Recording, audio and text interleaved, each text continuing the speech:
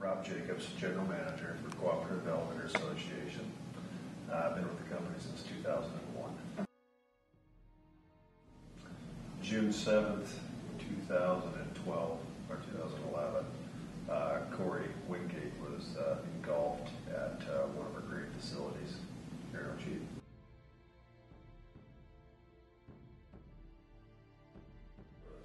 There's a reason he was our grade supervisor in Ocheed. He was a driver, extremely dedicated employee, hard worker, put more hours in than anybody else. You know, he always wanted to get the job done, and yeah, a family guy, very involved in the community. He was a member of the fire department. He'd been an EMT, you know, church groups. He was a fixing guy for the neighbors. He was just one of those people that he was a young leader of the community. We just started opening up as a 1.5 million bushel center Lemar unit, it's called.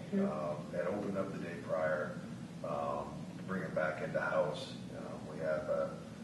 We're able to bring that in, I guess, via a tunnel, by conveyors underneath, and we had several crew down there. Got the tarp off the pile and had a good start on it. Probably got maybe 150,000 bushel pulled back in the day prior. Corn was in very, very good shape, and everybody was really excited, I guess you'd say, to get after it and get it pulled in. And Corey is one of them.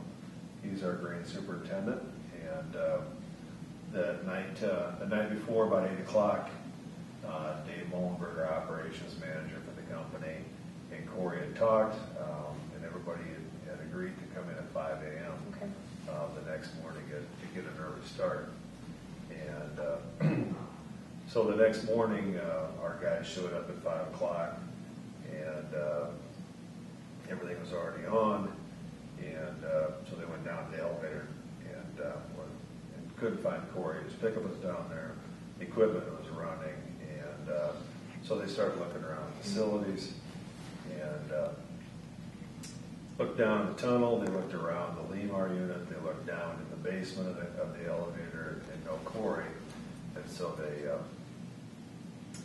one of the gentlemen in the tunnel itself has access holes that you can, I guess, physically see, and if there's any problems as far as grade plugging up, bridging, or whatever, you can open up the access hole, put a rod up there and get it running.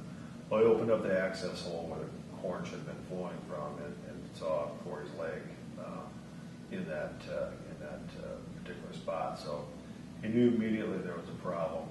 They called 911. It was about 5:55 a.m. When this happened, and of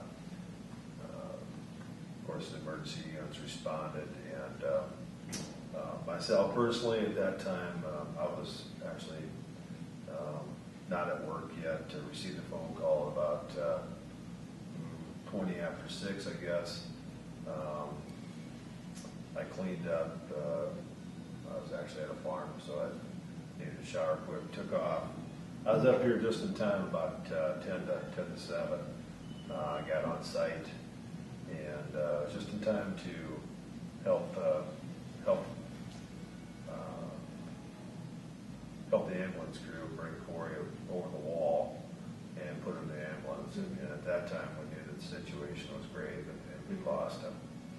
So obviously, you got 30, 40 people standing around there. It's a pretty dramatic situation, and the sheriff's department was on site already at that time. So we knew we had to let Corey's wife know, and so the sheriff, the deputy, and I went down to the house.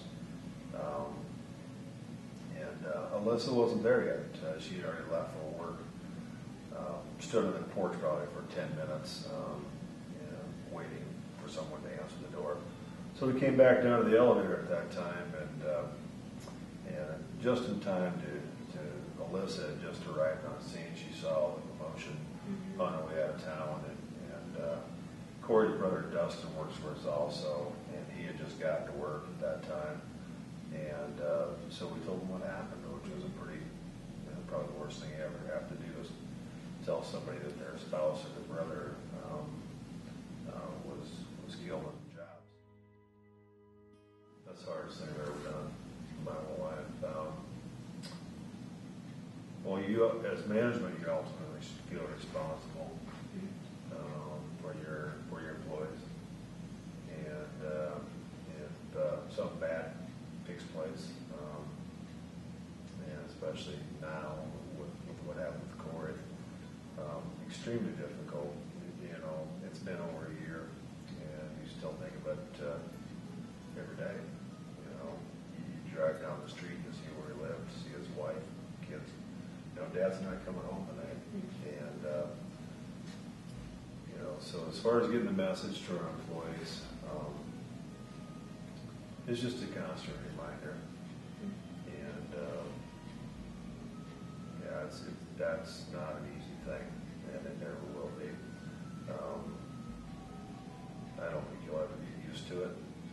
What happened? I don't think you'll ever get over it.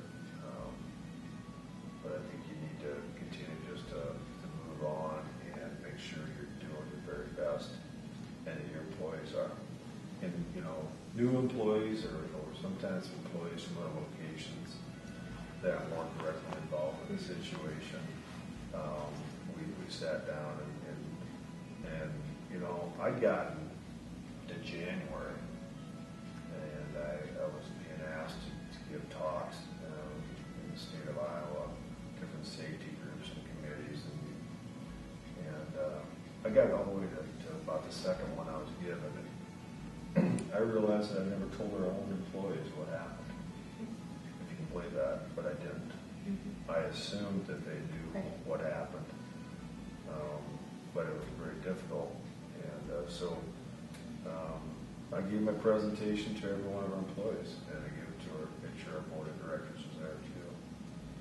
And you know, I told them, and I told you earlier, that OSHA, as you know, my presentation was supposed to be about OSHA and all the bad things they're going to do to get screwed up. That's really not the important part. It's that you do things right and why you do them right. We've always had safety meetings and provided the right to know trainings and all the things you need to do.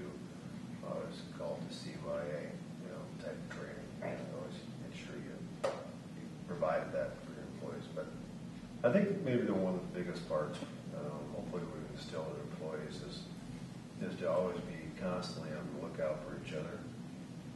You know, a person gets involved and gets busy, and perhaps they don't even see what's going on around them. And it's everybody's responsibility to look out for the person working beside them, and not only for the guy, their safety, but everybody else is around them. So always, don't be afraid to call somebody in the carpet and say, no, this isn't how we're going to do this. This is the way it is. And we've implemented a lot of different things, just like to double check ourselves in different situations. But I would say that's probably the biggest change that we've had, is making sure people are taking responsibility for their actions, and to look out for each other. Because a lot of times, like I said, you might not see the